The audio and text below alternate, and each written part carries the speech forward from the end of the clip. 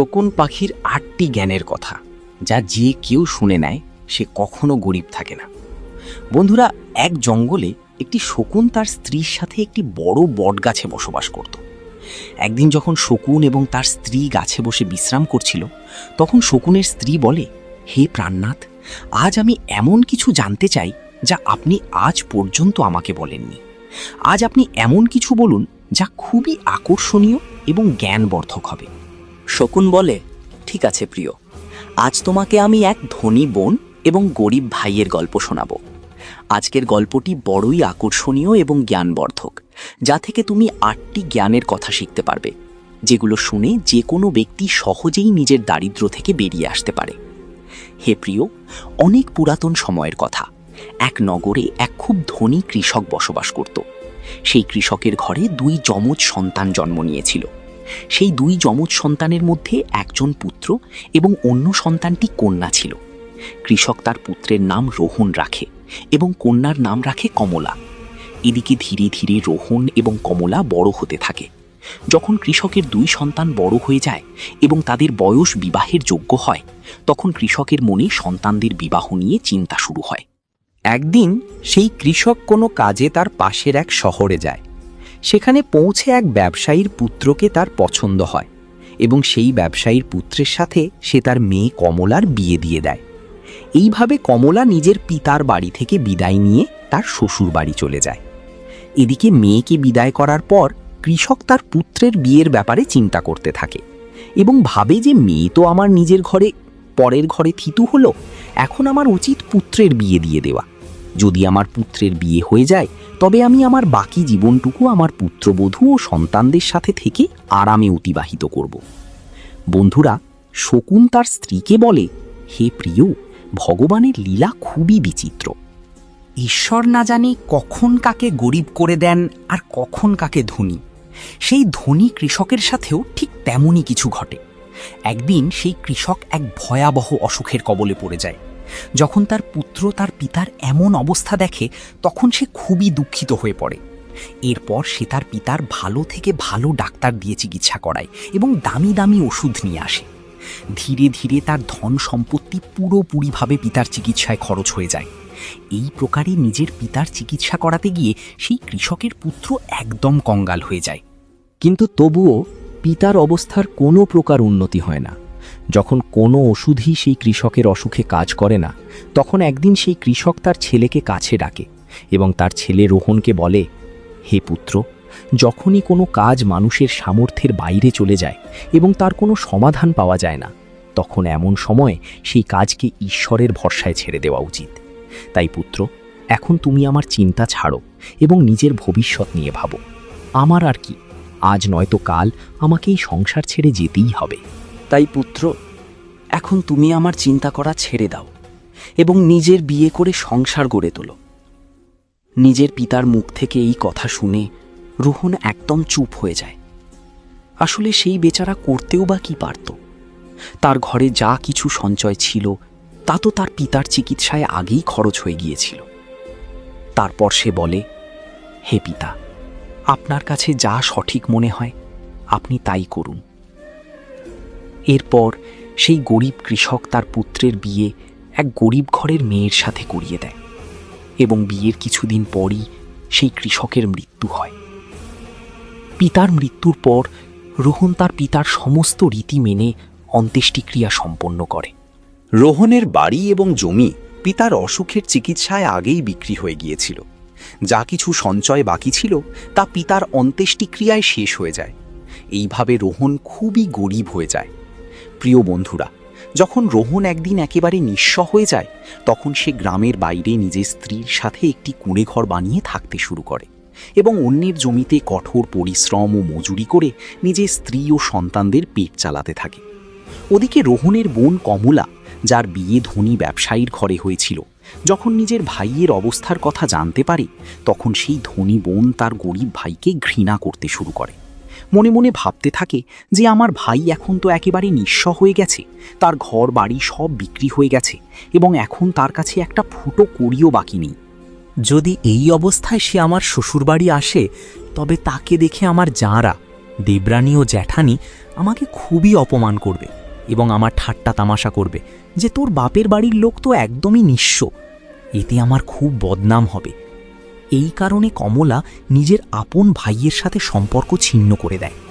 কমলা না তো তার ভাইকে শ্বশুরবাড়ি ডাকে আর না কখনো তার বাড়ি যায়। কমলার ভাই রেহনও খুব ভালো করে জানত যে তার বোন তাকে কেন ঘৃণা করে, তাই রোহনও তার বোনের শ্বশুরবাড়ি কখনো যায় না। এইভাবে কমলা খুবই ঐশ্বর্য ও আরামের সাথে তার শ্বশুরবাড়িতে জীবন কাটাতে থাকে। রোহন কঠোর পরিশ্রম ও মজুরি করে নিজের স্ত্রীর সাথে কুঁড়ে ঘরে থেকে কোনোভাবে দিন কাটাতে থাকে। আগে শকুন তার স্ত্রীকে গল্প শোনাতে শোনাতে বলে, কিছু বছর কেটে যাওয়ার পর একদিন রোহনের বোন কমলার ছেলের বিয়ে ঠিক হয়। কিন্তু কমলা তার ভাই রোহনকে কোনো প্রকার কোনো নিমন্ত্রণ পাঠায় না। যখন এই কথা রোহন জানতে পারে যে তার ভাগ্নের বিয়ে হতে চলেছে, তখন এই কথা শুনে রোহন খুব খুশি হয় এবং এই খবর গিয়ে তার স্ত্রী সুশীলাকে জানায় যে আমার বোনের ছেলের বিয়ে এবং আমাদের সকলকে বোনের বাড়ি যেতে হবে। যখন রোহনের স্ত্রী এই কথা জানতে পারে যে ননদের ছেলের বিয়ে, তখন সেও এটি শুনে খুব খুশি হয়ে যায় এবং ভাবতে থাকে, যাক, এই উছিলায় কমপক্ষে আমি আমার ননদের সাথে দেখা করে আসতে পারবো এবং তার বাড়ি দেখে আসতে পারবো। সে খুব খুশি হয়ে নিজের স্বামীকে বলে, আমি তোমার সাথে অবশ্যই যাব, কিন্তু আগে আমাকে এটা বলো, আমাদের ননদ কি আমাদের জন্য নিমন্ত্রণ পাঠিয়েছে? নিজের স্ত্রীর মুখ থেকে এই কথা শুনে রোহন একদম চুপ হয়ে যায়। তারপর সে নিজের স্ত্রীকে বলে, নিমন্ত্রণ তো আসেনি, কিন্তু আমি অন্যদের মাধ্যমে খবর পেয়েছি যে আমাদের ভাগ্নির বিয়ে, কিন্তু তাতে কি যায় আসে, শেষ পর্যন্ত ও তো আমাদের বোনেরই ছেলে। তখন সুশীলা তার স্বামীকে বলে, কথা তো আপনার ঠিক যে আপনার ভাগ্নের বিয়ে, কিন্তু বিনা নিমন্ত্রণে ননদের বাড়ি যাওয়া উচিত নয় এবং আপনার জন্যেও সেখানে যাওয়া সঠিক হবে না। রোহন নিজের স্ত্রীকে বোঝায়, প্রিয়, কমলার শ্বশুরবাড়ির লোক বড় মানুষ, তারা হয়তো আমাদের কথা মনে রাখতে পারেনি, বা হতে পারে যে তারা আমাদের জন্য নিমন্ত্রণ পাঠিয়েছিল কিন্তু নিমন্ত্রণের কার্ড আমাদের পর্যন্ত পৌঁছায়নি। তাই প্রিয়, তুমি কোনো প্রকার কোনো চিন্তা করো না, বাচ্চাদের তৈরি করে আমার সাথে তুমি বোনের বাড়ি চলো। নিজের স্বামীর এই কথা শুনি সুশীলা বলতে থাকে, হে প্রিয়, যদি তুমি যেতে চাও তবে যেতে পারো, কিন্তু বিনা নিমন্ত্রণে আমি যাব না। তখন স্ত্রীর মুখ থেকে এমন কথা শুনে রোহন বলে, ঠিক আছে, যদি তোমার এটাই ইচ্ছা হয় তবে তুমি বাচ্চাদের সাথে ঘরেই থাকো, আমি একাই কমলার শ্বশুরবাড়ির উদ্দেশ্যে চলে যাচ্ছি। যদি এই অবস্থায় আমিও না যাই তবে আমার বোনের যারা আমার বোনকে খোঁটা দেবে এবং বলবে যে খরচ হয়ে যাবে, সেই ভয়ে তোর ভাই আসেনি। এতটুকু বলে রোহন ঘরের ভিতর থেকে বাইরে চলে আসে। এদিকে শকুন নিজের স্ত্রীকে আগে গল্প শোনাতে থাকে, হে প্রিয়, রোহন খুব বেশি গরিব হয়ে গিয়েছিল, তার কাছে ভাগ্নের জন্য জামা কাপড় কেনা টাকা ছিল না, তাই সে কারো কাছ থেকে টাকা ধার নেয় এবং ধার নেওয়া টাকা দিয়ে নিজের বোন কমলা এবং তার ভগ্নিপতির জন্য সুন্দর সুন্দর জামা কাপড় কিনে এবং সেই কাপড়গুলো নিয়ে নিজের বোনের শ্বশুরবাড়ির উদ্দেশ্যে রওনা দেয়। ওদিকে পায়ে হাঁটতে হাঁটতে রোহনের সকাল থেকে সন্ধ্যা হয়ে যায়। তখন গিয়ে সে তার বোনের দরজায় পৌঁছায় এবং দরজার এক পাশে গিয়ে দাঁড়িয়ে থাকে। বেচারা দরজাতেই দাঁড়িয়ে থেকে নিজের বোনের আসার অপেক্ষা করতে থাকে। তখনই কমলার বড় জার নজর রোহনের উপর পড়ে এবং সে রোহনকে চিনে ফেলে। রোহনকে দেখার পর কমলার যা গিয়ে কমলাকে জানায়, হে কমলা, আজ তোর ভাই তোর বাড়ি এসেছে, তোর দরজায় দাঁড়িয়ে আছে। যখন কমলা নিজের জার মুখ থেকে এই কথা শোনে, তখন সে তার জাকে জিজ্ঞাসা করতে থাকে, হে বোন, যদি তুমি আমার ভাইকে আমার দ্বারে দাঁড়িয়ে থাকতে দেখে থাকো তবে আমাকে এটা বলো যে আমার ভাই আমার শ্বশুরবাড়িতে কি অবস্থায় এসেছে এবং সে কেমন কাপড় পরে আছে। তার যা বলে, তোমার ভাই ছেঁড়া পুরনো কাপড় পরে তোমার দরজায় দাঁড়িয়ে আছে, সে তোমার আসার অপেক্ষা করছে। এটা শুনে কমলা রাগে ফেটে পড়ে এবং সবার নজর এড়িয়ে নিজের ভাইয়ের কাছে পৌঁছায়। এদিকে রোহন যখন নিজের বোন কমলাকে নিজের কাছে আসতে দেখে, তখন খুশিতে তার মুখ উজ্জ্বল হয়ে ওঠে। নিজের বোনকে দেখে রোহনের চোখে জল চলে আসে।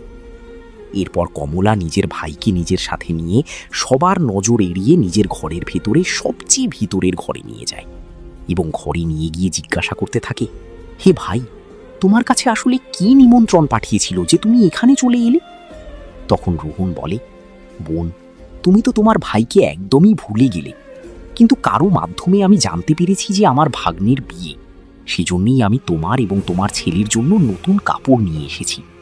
নিজের ভাইয়ের মুখ থেকে এই কথা শুনে কমলা বলতে থাকে, হে ভাই, তোমার এইভাবে বেশরমের মতো আমার বাড়ি আসা উচিত হয়নি। তুমি এইভাবে ছেঁড়া পুরনো কাপড় পরে আমার বাড়ি পর্যন্ত চলে এলে, এটা আমার জন্য বড় লজ্জার বিষয়। অন্তত নিজের না হলেও আমার ইজ্জতের খেয়াল করতে, অন্তত তুমি আমার মান সম্মানের খেয়াল তো করতে। আসলে তোমার তো কোনো ইজ্জত নেই, কিন্তু অন্তত আমাদের ইজ্জতের কথা তো ভাবতে। কমলার মুখ থেকে এমন কটু কথা শুনে সেই অসহায় ভাইয়ের বুক ফেটে যায়। তখন রোহন নিজের বোনের পায়ে পড়ে ক্ষমা চাইতে থাকে এবং বলে, আমাকে ক্ষমা করে দাও। আমি জানতাম না যে আমার কারণে এখানে তোমার বদনাম হবে। তোমার যাতে বদনাম না হয়, তোমার যাঁরা যাতে তোমাকে খোঁটা না দেয়, সেজন্যই তো আমি তোমার জন্য কাপড় নিয়ে এসেছি। যদি আমি এই কথা আগে থেকে জানতাম যে তুমি আমার কারণে এত আহত হবে, তোমার আমার আশাতে এত খারাপ লাগবে, তবে আমি তোমার দরজায় কখনো আসতাম না। আমি তো এটা ভেবে এসেছিলাম যে আমার ভাগ্নির বিয়ে যদি আমি না পৌঁছাই তবে আমার বোনের যারা খোঁটা দেবে। রোহনের কথা শুনে কমলার রাগ কিছুটা শান্ত হয়। তখন সে রোহনকে বলে, যখন তুমি এসেই গেছো তবে আমার একটা কথা কান খুলে শুনে নাও। যতক্ষণ না আমার ছেলের বিয়ে মিটে যাচ্ছে ততক্ষণ তুমি এই ঘরেই বন্ধ থাকবে, এবং ভুল করেও এই ঘর থেকে বের হওয়ার ভুল করো না, নইলে তোমাকে দেখে আমার ইজ্জত 2 কড়ির হয়ে যাবে। লোকে বলবে যে কমলার ভাই তো ভিখারি। রইল খাবারের কথা, তো যখন খাবার তৈরি হয়ে যাবে তখন আমি তোমার খাবারের থালা তোমার ঘরে পৌঁছে দেব। তুমি খাবার খেয়ে চুপচাপ পেছনের দরজা দিয়ে নিজের বাড়ির উদ্দেশ্যে চলে যাবে। রোহন বলে, ঠিক আছে বোন, আমি আজ রাতেই তোমার বাড়ি থেকে নিজের গ্রামের জন্য চলে যাব। কিন্তু আমার তোমার কাছে এক মিনতি যে আমি তোমার আর জামাইবাবুর জন্য যে কাপড় এনেছি, তুমি সেই কাপড়গুলো রেখে দাও। ওগুলো আমি তোমার জন্য অনেক ভালোবাসা নিয়ে এনেছি। তখন কমলা তার ভাইয়ের থেকে কাপড় নিয়ে ঘরের বাইরে চলে যায় এবং যাওয়ার সময় বাইরে থেকে সেই ঘরের হুড়কো আটকে দেয়। রোহন সেই অন্ধকার ঘরে বসে নিজের বোনের ফিরে আসার অপেক্ষা করতে থাকে। বন্ধুরা, এতটুকু গল্প শোনানোর পর সেই শকুন কিছু সময়ের জন্য চুপ হয়ে যায়। তখন তার স্ত্রী বলে, হে প্রাণনাথ, গল্পটি খুবই আকর্ষণীয় এবং জ্ঞানবর্ধক। আপনি পরের গল্পটুকুও শোনান। তখন শকুন আগে গল্প শোনাতে শোনাতে বলে, হে প্রিয়, এদিকে রোহন সেই অন্ধকার ঘরে বসেই নিজের বোনের ফেরার অপেক্ষা করতে থাকে, যে আমার বোন আমার জন্য খাবার নিয়ে ফিরে আসবে। আজ তো আমার সুস্বাদু খাবার খেতে পাব। ওদিকে সেই পাষাণ বোন নিজের ভাইকে সেই ঘরে বন্ধ করে দিয়ে নিজের ঘরের কাজে লেগে পড়ে এবং ভাইয়ের কথা ভুলে যায়। বিয়ের কাজকর্মে এত বেশি হারিয়ে যায় যে এখন আর তার মনেই নেই যে তার মায়ের পেটের ভাই আমার এখানে ঘরে বন্ধ হয়ে আছে এবং আমার ফেরার অপেক্ষা করছে। বন্ধুরা, এদিকে যেমন যেমন সময় কাটতে থাকে, খিদে তেষ্টার কারণে রোহন ছটফট করতে থাকে এবং তার অবস্থাও খারাপ হতে শুরু করে। তখন রোহন নিজের বোনকে ডাক দেয়, কিন্তু তার ডাক কেউ শুনতে পায় না। এইভাবে রোহন সেই অন্ধকার ঘরে পড়ে থাকতে থাকতে 3 দিন কেটে যায়। এদিকে রোহনের নিজের স্ত্রী ও সন্তানদের কথা মনে পড়ে। রোহন ভাবে, যদি কেউ না আসে তবে আমি খিদে তেষ্টায় এই ঘরেই মারা যাব। যদি আমি মারা যাই তবে আমার স্ত্রী ও সন্তানদের ভবিষ্যৎ কি হবে? আমার অনুপস্থিতিতে কিভাবে আমার স্ত্রী ও সন্তানদের ভরণ পোষণ হবে? রোহন এদিকে এসব ভাবতে ভাবতে অজ্ঞান হতে থাকে। তখনই কোনো কাজের কারণে কমলার জা ঘরের পাশ দিয়ে যাচ্ছিল। যখন রোহনের কানে কমলার জার নুপুরের শব্দ শোনা যায়, তখন রোহন তার পুরো শক্তি দিয়ে সেই ঘরের দরজা ধাক্কাতে থাকে। যখন কমলার জার কানে সেই দরজার শব্দ যায়, তখন সেই দরজা খুলে দেখে এবং ভেতরে রোহনকে দেখে অবাক হয়ে যায়। সেই রোহনকে জিজ্ঞাসা করতে থাকে, হে ভাই, তোমাকে এই ঘরে কি বন্ধ করেছিল? রোহন এই কথার কোনো জবাব দেয় না। যখন কমলার জা দ্বিতীয়বার জিজ্ঞাসা করে, তখন রোহন এই কথা লুকিয়ে ফেলে এবং মিথ্যে করে বলে দেয় যে আমি এই ঘরে বিশ্রাম করছিলাম। তখনই কেউ ভুল করে বাইরে থেকে দরজার হুড়কো আটকে দেয় এবং আমি এই ঘরে বন্ধ হয়ে যাই। বোন, যদি তুমি আজ না আসতে তবে আমার প্রাণ বেরিয়ে যেত। এতটুকু বলার পর রোহন ঘরের পেছনের দরজা দিয়ে চুপচাপ বাইরে বেরিয়ে যায় এবং নিজের বাড়ির পথ ধরে। 3 দিনের ক্ষুধার্ত ও তৃষ্ণার্ত বেচারা রোহন নিজের বাড়ির উদ্দেশ্যে রওনা দেয়। শেষে সে হাঁটতে হাঁটতে অনেকটা দূরে চলে যায়। চলতে চলতে তার মাথা ঘুরতে থাকে। যেমনই রোহনের মাথা ঘোরে এবং সে সেই মুহূর্তে মাটিতে পড়তে যায়, তখনই সেখানে কোনো এক বৃদ্ধা মা চলে আসেন এবং সেই বৃদ্ধা মা রোহন পড়ার আগেই তাকে সামলে নেন। বন্ধুরা, এতটুকু গল্প শোনানোর পর সেই শকুন একটু বিশ্রাম করে নেয় এবং বিশ্রাম করার পর শকুন তার স্ত্রীকে পরের গল্প শোনাতে শুরু করে। শকুন আগে বলে যে বৃদ্ধা মায়ের কোলে সেই বেচারা রোহন শুয়েছিল, সেই বৃদ্ধা মা ছিলেন সাক্ষাৎ দেবী মা। এদিকে রোহনের স্ত্রী সুশীলা রোজ সেই দেবী মায়ের পূজা করত এবং পূর্ণ শ্রদ্ধাভরে দেবী মায়ের ভক্তি করত। সেই জন্য যখন রোহন মাথা ঘুরে পড়তে যাচ্ছিল, তখনই দেবী আবির্ভূত হয়ে রোহনকে সামলে নেন এবং তার মাথা নিজের কোলে রেখে তাকে নিজের কোলে শুইয়ে দেন। যখন রোহনের জ্ঞান ফেরে, তখন সে দেবী মাকে প্রণাম করে নিজের বাড়ির উদ্দেশ্যে সেখান থেকে চলতে থাকে। তখনই সেই সময় বৃদ্ধা মা বলেন, তুমি আসলে কোথা থেকে আসছিলে আর এদিকে কোথায় যাচ্ছ? তখন রোহন জানায়, হে মা, আমার ভাগ্নের বিয়ে ছিল, সেই কারণে আমি আমার বোনের বাড়ি থেকে আসছি এবং এদিকে আমার গ্রাম, আমি আমার গ্রামের দিকে যাচ্ছি। তো বৃদ্ধা মা রোহনকে বলেন, যদি তুমি কিছু মনে না করো তবে আমি তোমাকে একটি কথা জিজ্ঞাসা করতে চাই। তখন রোহন বলে, জিজ্ঞাসা করো মা, তুমি আমাকে কি জিজ্ঞাসা করতে চাও? বৃদ্ধা মা জিজ্ঞাসা করেন, বেটা, যদি তুমি নিজের বোনের বাড়ি থেকে আসছো, যেমনটা তুমি বললে যে সেখানে বিয়ে ছিল, তবে তুমি খালি হাতে কেন যাচ্ছ? তোমার বোন কি তোমার স্ত্রী ও সন্তানদের জন্য কিছুই পাঠায়নি?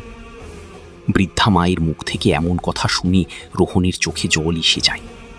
এরপর রোহন সেই বৃদ্ধা মা অর্থাৎ দেবী মাকে সব কথা বলে দেয়। এইভাবে রোহনের মুখ থেকে পুরো ঘটনা শোনার পর বৃদ্ধা মা বলেন, হে পুত্র, তুমি কোনো প্রকার চিন্তা করো না। যা হয়েছে তা ভুলে যাও এবং যেতে দাও। এখান থেকে কিছু দূরে আমার একটি বাগান আছে। সেই বাগানে অনেক প্রকারের ফল ধরে আছে। তুমি সেই বাগানে গিয়ে ফল খেয়ে নিজের পেট ভরে নাও, কারণ তুমি 3 দিন ধরে কিছু খাওনি। যখন তোমার পেট ভরে যাবে, তখন কিছু ফল তুমি নিজের স্ত্রী এবং সন্তানদের জন্যও পেড়ে রেখো। যখন তোমার স্ত্রী এবং সন্তানরা তোমার সাথে দেখা করবে, তখন জিজ্ঞাসা করবে যে তুমি তোমার বোনের শ্বশুর বাড়ি থেকে কি নিয়ে এসেছো। তখন তুমি বলে দিও যে আমার বোন তোমাদের জন্য ফল পাঠিয়েছে। এমন করলে বেটা, তুমি তোমার স্ত্রী এবং সন্তানদের সামনে লজ্জিত হওয়া থেকে বেঁচে যাবে এবং এতে তোমার মান মর্যাদাও বজায় থাকবে। রোহন এইভাবে বৃদ্ধা মায়ের কথা শুনে রাজি হয় এবং বৃদ্ধা মায়ের বাগানে পৌঁছে যায়। সেই বাগানে নানা প্রকারের ফল ধরেছিল। তখন রোহন গাছ থেকে ফল পেড়ে খেতে থাকে। যখন তার পেট ভরে যায়, তখন কিছু ফল পেড়ে নিজের ব্যাগে রেখে দেয়। এই সব করার পর রোহন সেই বৃদ্ধা মায়ের থেকে অনুমতি নিয়ে নিজের বাড়ির উদ্দেশ্যে রওনা দেয়। তখন বৃদ্ধা মা রোহনকে বলেন, হে পুত্র, যাওয়ার সময় আমার এই 8টি কথা শুনে যাও, এগুলো তোমার জীবনে খুব কাজে আসবে। এই প্রকারই বৃদ্ধা মা রোহনকে 8টি কথা বলেন। সেই 8টি কথা শুনে রোহন নিজের বাড়ির উদ্দেশ্যে রওনা দেয়।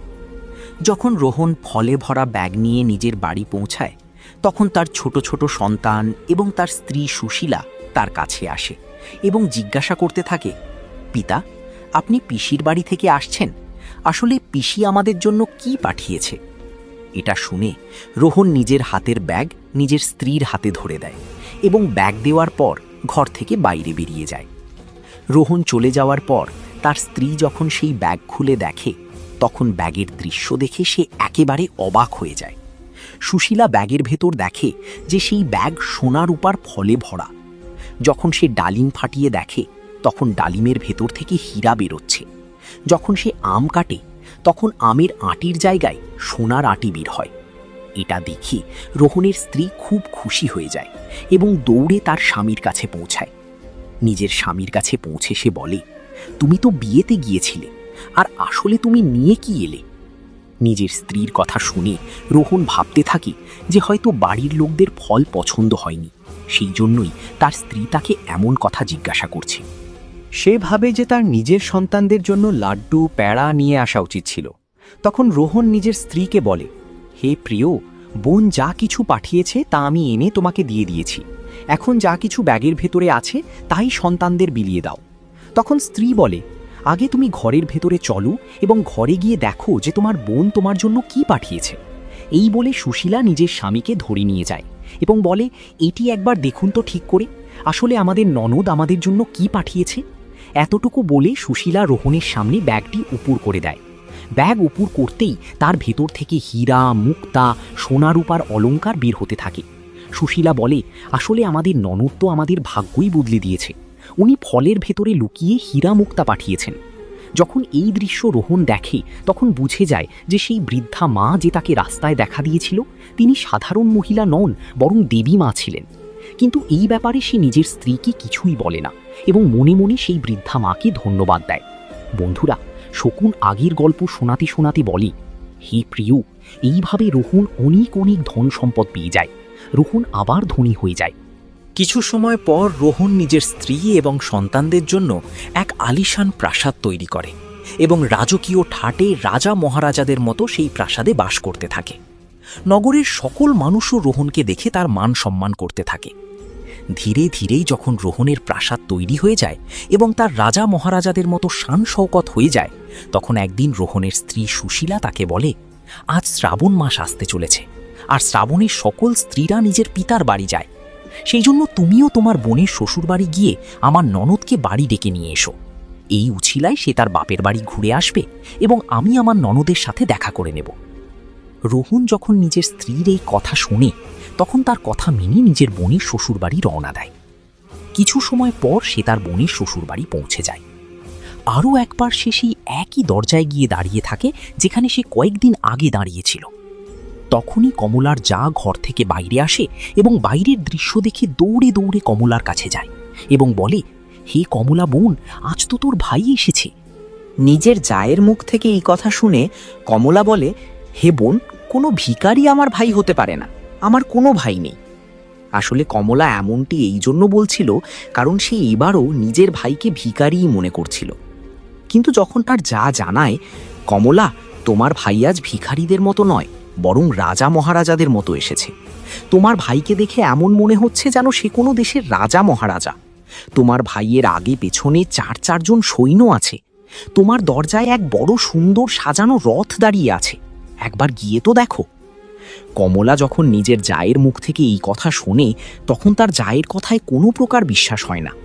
সত্যি জানার জন্য সে নিজের ভাইকে লুকিয়ে দেখতে থাকে। যেমনই কমলা নিজের ভাইয়ের সেই রূপ দেখল, তার ঠাটবাট দেখে সে একদম চমকে গেল। সে ভাবতে লাগলো যে কাল পর্যন্ত তো আমার ভাই একেবারে ভিখারি ছিল, পরার জন্য ঠিকমতো কাপড়ও ছিল না, তবে হঠাৎ একবারে এত ধনী কিভাবে হয়ে গেল? এখন রোহনের বোন কমলা আরতির থালা সাজিয়ে নিজের ভাইয়ের আরতি করতে থাকে। এরপর কমলা নিজের ভাইকে অনেক আদর ও সম্মানের সাথে নিজের ঘরে ডেকে নিয়ে যায় এবং বলে, হে ভাই, আমাকে ক্ষমা করে দাও, আমার কারণে তোমাকে অনেক কষ্ট এবং লজ্জা পেতে হয়েছে।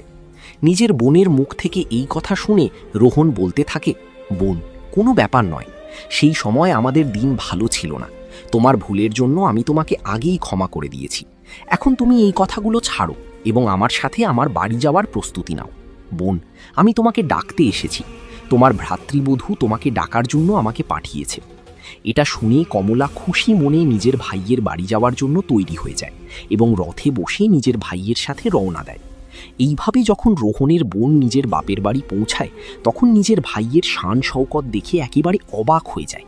সে দেখে যে এক বিশাল আলিশান প্রাসাদ এবং প্রাসাদের ভেতরে অনেক ধরনের চাকুর বাকুর নিযুক্ত আছে, সাথে শস্যের ভাণ্ডারও ভরে আছে। কমলা নিজের ভাইয়ের এমন অবস্থা দেখে অবাক হয়ে যায়। ওদিকে রোহনের স্ত্রীও তার ননদের খুব সেবা করে এবং তাকে 7 দিন পর্যন্ত চোখের মণির মতো আগলে রাখে। সুশীলার মনে হতো যে এই সব শান শওকত তাদের ননদের কারণে হয়েছে, নিজের ননদের সাহায্যের কারণেই তারা এই পর্যায়ে পৌঁছেছেন। কারণ রোহন কখনো নিজের স্ত্রীকে তার ধনী হওয়ার কারণ বলেনি। সে জানত যে এই সব কমলার জন্য নয়, বরং দেবী মায়ের আশীর্বাদে হয়েছে। বন্ধুরা, রোহনের স্ত্রী সুশীলা এই ব্যাপারে কিছুই জানত না। এটাই ভেবে সে তার ননদের খুব সেবা করে এবং তার খুব খেয়াল রাখে। কিছুদিন কেটে যাওয়ার পর যখন রোহনের বোন কমলার শ্বশুরবাড়ি যাওয়ার সময় আসে তখন রোহনের স্ত্রী সুশীলা নিজের স্বামীকে বলে যে, স্বামী, কাল তোমার বোন তার বাড়ি যাবে, সেই জন্য তুমি বাজারে যাও এবং সেখানে গিয়ে তোমার বোনের জন্য কোনো ভালো উপহার নিয়ে এসো। স্ত্রীর মুখ থেকে এই কথা শুনে রোহন বাড়ি থেকে বেরিয়ে যায় এবং এক মুচির দোকানে পৌঁছায়। সে মুচিকে বলে, হে মুচি ভাই, আমাকে আমার বোনের জন্য কথা বলা জুতো তৈরি করে দিতে হবে। তুমি কি আমার বোনের জন্য কথা বলা জুতো বানাতে পারো? মুচি বলে, হে শেঠ, আমি কথা বলা জুতো তো বানিয়ে দেব, কিন্তু এটি বানাতে অনেক দাম লাগবে। তখন রোহন বলে, হে মুচি ভাই, আমি তোমাকে চাওয়া মাত্রই টাকা দেব, কিন্তু এমন জুতো বানিয়ে দাও যে যখনই আমার বোন এটি পরবে এবং হাঁটতে শুরু করবে তখন এটি পর্যায়ক্রমে এই 8টি কথা বলবে। এরপর মুচিকে রোহন সেই জ্ঞানের 8টি কথা বলে, যা বৃদ্ধা মা রোহনকে আসার সময় বলেছিলেন। রোহন মুচিকে বলে, হে মুচি ভাই, এখন জ্ঞানীর কথা আমি তোমাকে বলতে যাচ্ছি। এইভাবে রোহন একে একে সেই কথাগুলো মুচিকে শোনায়। প্রথম কথা বলে, কথাটি জ্ঞানীর। হে মানুষ, তুমি ভুলো না, অজ্ঞতাই হলো দারিদ্র্যের মূল কারণ। দ্বিতীয় কথা বলে, সময়ের ওপর ভরসা করে বসে থাকে যে সে সর্বদা গরিব থাকে, কাজ না বদলালে কখনো তার ভাগ্য বদলায় না। তৃতীয় কথা বলে, অলসতা করে সর্বদা যে পরিবর্তনহীন থাকি সেই কর্মহীন মানুষ নিজেকে দিন বা গরিব বলে আর্তনাদ করে। চতুর্থ কথা বলে, দারিদ্র্যের চেয়ে বড় কোনো অভিশাপ নেই, জ্ঞান আহরণ করে এই দোষ দূর করো। সময়কে দোষ দিও না, মজবুর হইও না, কর্মসাধনায় মেতে ওঠো, দারিদ্র্য দূর করো। পঞ্চম কথা এভাবে বলে, যে কাজ কখনো করে না এবং সর্বদা ভাগ্যকে গালি দেয়, ভাগ্যের ওপর বসে থাকা সেই মানুষ গরিব থাকে। ষষ্ঠ কথা এভাবে বলে, অজ্ঞের ওপরই সর্বদা দারিদ্র্য আঘাত করে, যুদ্ধে সর্বদা জ্ঞানই অস্ত্র হিসেবে বিজয়ী হয়।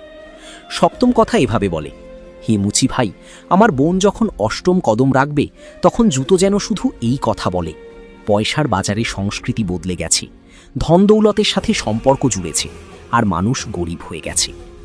এদিকে রোহন মুচিকে বলে, হে মুচি ভাই, এমন 8টি কথা বলার মতো আমাকে জুতো বানিয়ে দাও।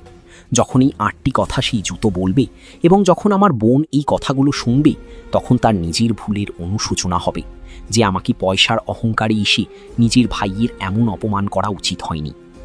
তখন শকুন তার স্ত্রীকে বলে, এই প্রকারে রোহন সেই মুচির থেকে নিজের বোনের জন্য হীরা মুক্তা খচিত সোনা এবং রূপার জুতো তৈরি করিয়ে নেয় এবং সেই জুতো নিয়ে গিয়ে নিজের বোনকে উপহার স্বরূপ দেয়। সোনা রূপার জুতো দেখে কমলার মুখ একেবারে উজ্জ্বল হয়ে ওঠে। তারপর কমলা নিজের ভাইয়ের কাছ থেকে বিদায় নিয়ে নিজের বাড়ি চলে যায়। ওদিকে কমলা যখন তার শ্বশুরবাড়ি পৌঁছায় তখন কমলার যাঁরা জিজ্ঞাসা করতে থাকে, হে কমলা, তুমি তোমার ভাইয়ের বাড়ি থেকে এসেছো, তোমার ভাই তোমাকে কি উপহার দিয়েছে? তখন কমলা নিজের যাঁদের, নিজের শ্বশুর শাশুড়িকে এবং নিজের দেবর ভাসুরকে নিজের ভাইয়ের দেওয়া উপহার দেখায়।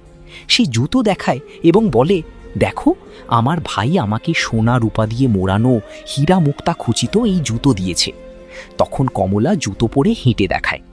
যেমনই কমলা সেই জুতো পরে হাঁটে তক্ষুনি জুতো বলে ওঠে, পয়সার বাজারে সংস্কৃতি বদলে গেছে, ধন দৌলতের সাথে সম্পর্ক জুড়েছে, আর মানুষ গরিব হয়ে গেছে। যখন কমলা এই কথা শোনে তখন তার মাথা লজ্জায় নিচে ঝুঁকে যায় এবং নিজের ভাইয়ের কথা মনে করে সে হু হু করে কাঁদতে থাকে। যখন যারা জিজ্ঞাসা করে, কমলা, আসলে কি হয়েছে যে তুমি হঠাৎ কাঁদতে শুরু করলে, তখন কমলা নিজের যাদের কাছে সব কথা খুলে বলে। সে বলে, হে বোন, আমি পয়সার অহংকারে এসে নিজের ভাইকে কত ভালো মন্দ কথা বলেছি। আমি আমার ভাইকে এক গ্লাস জল পর্যন্ত জিজ্ঞাসা করিনি। দেখো, আমার ভাই আমাকে কত দামি জুতো বানিয়ে দিয়েছে। এখন তো আমার নিজের ওপরই ঘৃণা হতে শুরু করেছে, আমি আর বাঁচতে চাই না। তখনই কমলার বড় যা তাকে বোঝাতে থাকে, হে বোন, যা কিছু হয়েছে তা ভুলে যাও। এরপর থেকে মনে রেখো, কখনো কারো সাথে এমন ব্যবহার করো না, কারণ যে ব্যক্তি ধন দৌলতের অহংকার করে তার কাছ থেকে মা লক্ষ্মী সবসময়ের জন্য দূরে চলে যান। সেই জন্য আমার কথা তুমি সর্বদা মনে রেখো। এইভাবে কমলার যা কমলাকে 8টি কথা বলে। সে বলে, হে কমলা, যে ব্যক্তি রাতের বেলা রান্নাঘরে ইঁটো বাসন রাখে এবং খাবার জিনিস নষ্ট করে, এমন ব্যক্তি খুব তাড়াতাড়ি নির্ধন, গরিব হয়ে যায়। দ্বিতীয় কথা, যে ঘরে ঘরের স্ত্রীদের অপমান করা হয়, তাদের সম্মান করা হয় না, সেই ঘরে দেবী লক্ষ্মী বেশি দিন থাকেন না। তৃতীয় কথা, যে ঘরের স্ত্রীরা সূর্যাস্তের পর নিজের ঘরে ঝাড়ু দেয়, উনুন পরিষ্কার করে, রান্নাঘরের কাজ, এমন পরিবারের লোকেরা খুব দ্রুত গরিব হয়ে যায়। চতুর্থ কথা, যে ঘর সংসারে পয়সার কদর করা হয় না, অপ্রয়োজনীয় কাজে পয়সা নষ্ট করা হয়, এমন ঘর থেকেও মা লক্ষ্মী রুষ্ট হয়ে চলে যান। পঞ্চম কথা, যারা টাকা আসার পর সেই টাকা দিয়ে অন্যের মান সম্মানে আঘাত করে অথবা নিজের ধনের জোরে অন্য মানুষকে কষ্ট দেয়, এমন মানুষের ঘর থেকেও মা লক্ষ্মী খুব তাড়াতাড়ি বিদায় নেন। ষষ্ঠ কথা, যে ঘরের মানুষ নিজের কর্তব্য পালন করে না এবং নিজের কাজ আগামীকালের উপর টালবাহানা করে, সেই সব মানুষের ঘর থেকেও মা লক্ষ্মী রুষ্ট হন। সপ্তম কথা, যে পরিবারে মানুষ নিজের বড়দের সম্মান করে না, বড়দের কথা মানে না অথবা বড়দের সাথে কটু কথা বলে, এমন মানুষদেরও দারিদ্র্যের মুখোমুখি হতে হয়, তাদের দারিদ্র্য দেখতে হয়। অষ্টম এবং অন্তিম কথা, যে পরিবারে মানুষ নিজের অতিথিদের সম্মান করে না, অতিথিদের সমাদর করে না অথবা নিজের দরজা থেকে কোনো প্রার্থীকে খালি হাতে ফিরিয়ে দেয়, এমন মানুষদের ওপরও মা লক্ষ্মী অসন্তুষ্ট হয়ে চলে যান। এইভাবে কমলার যা কমলাকে এই 8টি কথা বলে এবং তার দেবরানীকে বলে যে, হে বোন, আমার এই 8টি কথা সর্বদা গিঁট বেঁধে রেখো। বন্ধুরা, এদিকে সেই শকুন তার স্ত্রীকে বলে যে এইভাবে রোহনের বোন কমলা একবারে বদলে যায়। সে বুঝতে পারে যে মায়া, টাকা তো আসা যাওয়া জিনিস, মায়ার ওপর কখনো অহংকার করা উচিত নয়। তো বন্ধুরা, এই গল্পের বিষয়ে আপনাদের কি মতামত? তো আমাদেরকে অবশ্যই কমেন্ট করে জানাবেন এবং চ্যানেলটি সাবস্ক্রাইব করে আমাদের পাশে থাকবেন। ধন্যবাদ।